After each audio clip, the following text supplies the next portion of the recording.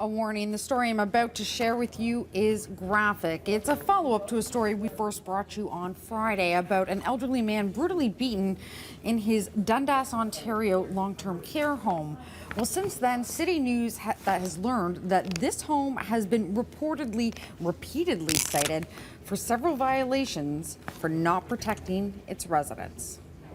This is James Acker, 85 years old and suffering from dementia. He's been victimized by other dementia residents at St. Joseph's Villa in Dundas twice over the past 10 months.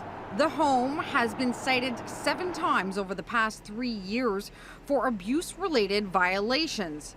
Not once has there been any consequence for the facility, and it happens a lot.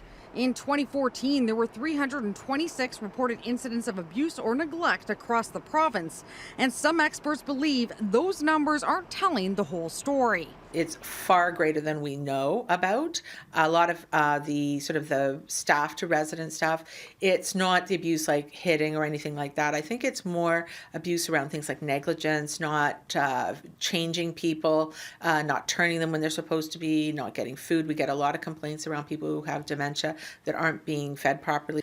We chose 3 random homes in Toronto and went through 2 years of inspection reports. Here's what we found.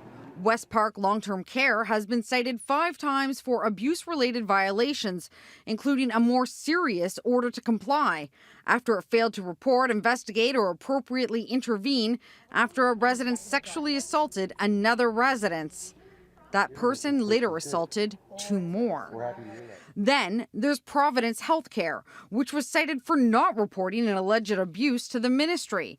And when we checked Chester Village, well, it hadn't been inspected since 2015, despite 9 violations in the last go-through, including a citation for failing to ensure that the resident is treated with courtesy and respect. Jane Meadus from the Advocacy Centre for the Elderly isn't surprised. I think one of the things that we've seen in the last year is that the ministry has scaled back on some of the inspection, so it isn't as detailed. The province is about to introduce legislation that would give inspectors the power to levy fines against homes and create new offenses to better protect residents, while giving the government the ability to suspend an operator's license for failing to meet up to the code.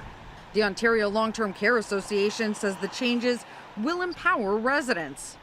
It will give a little bit more strength, I guess, and expedience to the inspectors where they may encounter a situation where an unmet standard is repeatedly not being brought back into compliance.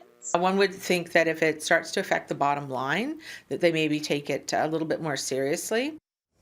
Now, Ontario is actually much more transparent than many other provinces when it comes to long-term care homes. You can actually head online, go to one of their websites, and you can actually track the inspection reports for every home across the province. Head to citynews.ca. We'll have the link there.